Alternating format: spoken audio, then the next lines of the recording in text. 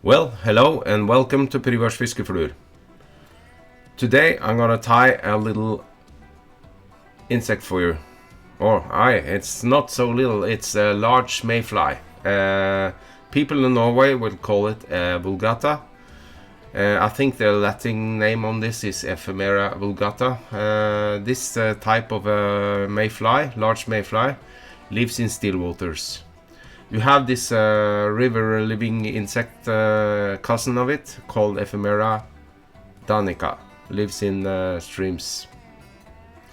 In America, I think they call this large mayfly Greendrake. I don't know what they call it in England, but maybe something similar. But that's not so important. Well, I start with tying the back body on this on a needle. This is a large sewing needle, and the tails on this is gonna be a moose mane, like this. This is some moose mane I got from a pelt I have, and just stacked it and make it about the same length. I placed this needle in the vise. This is a regal vise. You can do use whatever vise you want. And I use some thread. Just take out some thread here and attach it to the tip of the needle, like that. And I see this large bundle here. I take out 3 strands of moose mane. And you see I got large, very long tail fibers. Attach it with some wraps. Well, now I have this foam. This is about, let's see, half a centimeter, I think. I don't know what it's in inch, but you have to calculate. And I take this and I double it over like that, and take my scissors and I snip off and make a point of it like that. You see what I did? I snip it off like that, and just have to make some hairdressers work on it. You see now it's have a bit of an angle on it, and I take it and double it over and around the needle. You see now the hair is sticking up on the end there, and I carefully take a wrap on the tip of the foam around the bundle, around the tail fibers. And now I take my thread inside these two and around like that, and repeat the procedure inside and around. Make some space between the wraps here, because that will make the segment of this fly.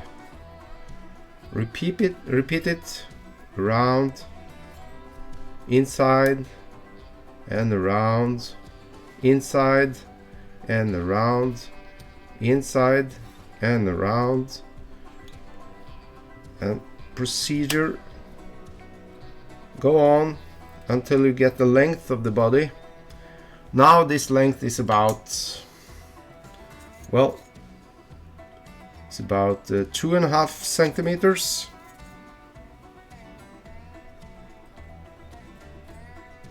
I think that's enough. And now some wrappings, and I take a finger whip finish. I have not done any video on that yet, but you can use ordinary whip finish if you want, but I like finger whip finish.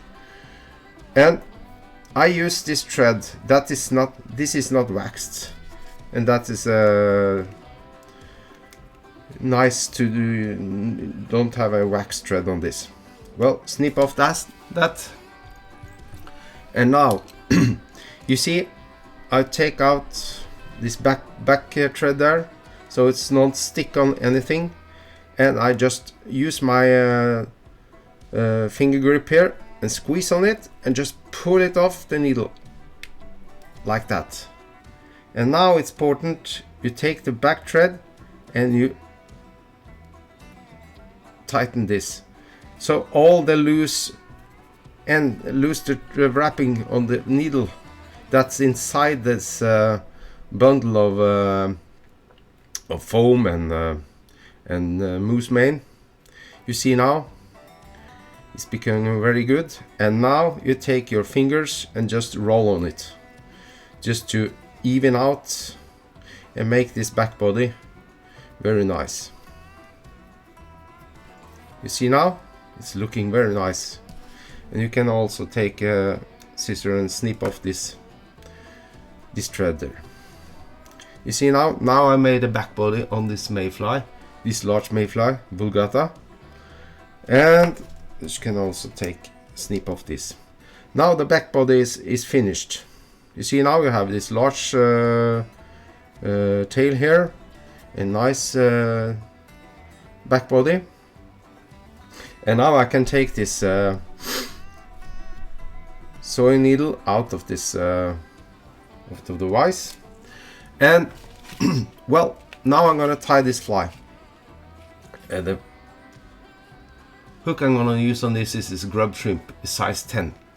This is a large insect, so it will not it becomes very nice. I have used this kind of hook because it has a large hook gap. Just bend on it, so I have this straight hook now. And I take this hook in a vise, attach a thread about 1/3 from the hook eye, snip it off, and now you can do some magic here. You see I have this bundle, this back body. If I pull on this thread now, you will see the back body is curved. You see now I've curved it. You see it points upwards, and I take and attach it to the hook like that. Some nice wrappings. Just, oh, my thread broke. It shouldn't happen, but I can salvage it like that. Okay, well, it can happen to the best of us. Well, now I attach this body, and I don't want all this fuss in the front here, so I take my scissors and snip off the remains like that, and also this. You can also use your scissor and just have to snip off all you can, so it will not be so bulky. And remember that to pull on the thread too hard so it won't break, like that. And beware of this hook point, you can also snap your thread. Well, I also take some lacquer on this just to secure it. You can use some super glue or anything. I use this ordinary lacquer. This is thin lacquer. You see I use this later on also. Well, just have to put it in the holder. Yeah, that's it. Well, now I'm gonna take on this wing. You see this, I have this material here. This is just ordinary poly wing from Stonefall, but you can use whatever kind of poly wing you have. I have this one prepared here. It's just the same, just cut off some piece. And the way I attach this to the hook is I take it, double it over on the thread, like that. You see now? and I place it just where I want it on this front part here, and I just use my skills and attach it to the thread and go some ways around it, use my fingers. This is just a practice that everyone can teach. Well, use some wrappings up over this center of this wing like that, and up on the wing we go. It's a bit slippery, but it goes with a little persuasion like that. This is gonna be the base for the hackle. See now? Is it getting there? And I just snip off some of the length of the wing. It's not necessary to have this long wing. Well, now I'll take with this. I have this. Well, I can show you. It's a bit of a mess. I have this neck here. This is a whiting bronze. It's nothing special about that, but you have to have pretty long fibers for this large insect because I wanted to extend some part over the back body. This is too long, so I just snip off this end here, and I clear out some stem here. And you see now I have this prepared feather here. If I can use this, I see now the feather fibers is long enough. So what I do now, I just make some wrappings and around the wing and make it hang over the wing, and I loosen it from the vise. I can do that with the regal. You see now it hangs perfectly down from the base of the wing. And then what I'm gonna do now, I'm gonna attach this to the stem. I take this feather in the stem there and place it across the wing like that. I do this on this matter because I want this wing to come correctly on. You see now, just attach it. And now I can raise this fly up again like that. And you see this end of this wing, end of the stem, I just catch it with the thread and up to the hook eye and just use my scissors and snip it off like that. Now it's very nice and secure on this fly. And now I gotta take the dubbing. This dubbing is just as a tan poly dubbing I have. Just take out some pieces of it and just attach it to the thread like that. And now I'm gonna build up the thorax on this fly. You see now, just wind it, start with the hook eye and go backwards and around. You see now there's some loose strands there. Try not to make a stomach on this fly. Make it the thorax is gonna be the fattest part of this fly. So, well, just have to take some time with this. If you get the practice on this, it's gonna you tie this fly very fast. It's not a time-consuming fly. This when you know how to do it. So, well, try to not make your thread visible. So I just have to take some dubbing on the thread again. I see this front body was a little slim, so I take some more. Remember, this is gonna be the largest mayfly. This is a big beastie. Now, you see now, I take it around the stem on this wing, and now the magic comes. I use this method. I just place the hook and the fly like this, and now I think it's very much easier for me to make this hackle go the right way. You see now, I just placed the hackle this way, and it comes wraps on the right way when I do this.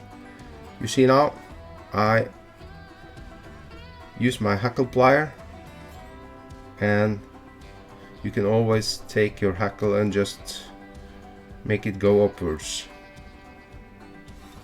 like that. You see now, I have take this wrappings there, and now I just tie it off by the stem there. 2, 3, 4 wrappings with the thread, and now the skills with the finger whip finish comes in very handy now. I use this, and around the stem we go like this, like that, and just to be sure that the thread doesn't make any knots or anything, use the scissors just to make the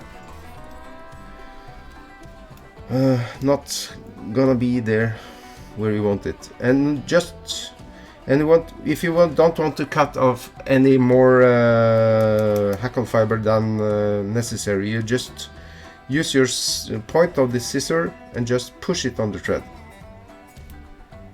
You cut the thread but not any hackle fibers, and you use your sharp eye and your glasses and just snip off the end of this hackle like that.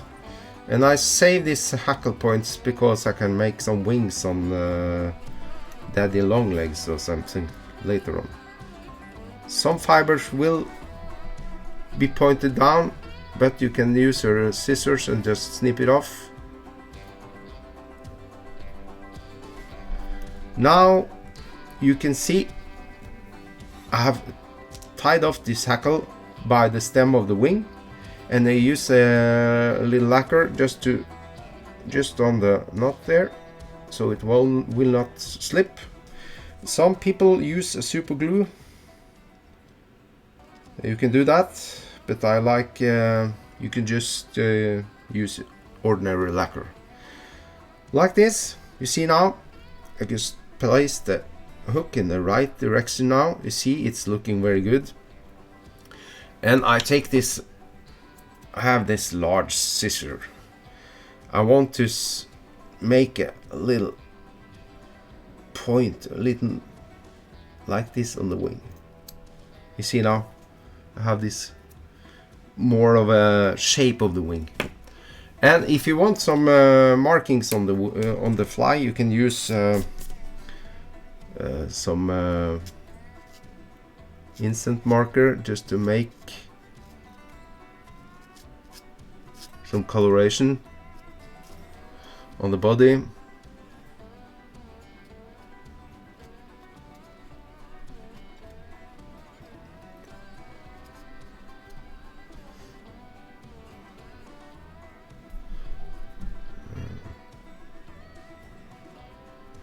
You can use this to match the insects in your water. That's how we do it. Well, here you have it, folks. This is the Vulgata in Norway. You can use the same fashion method to make Danica. It's just the coloration that's is the difference. That's all I had for you, folks, and this was the Vulgata fly from A to Z. And I welcome you to watch my other videos that will be coming on the channel every now and then. And thank you all for watching, and Bye bye.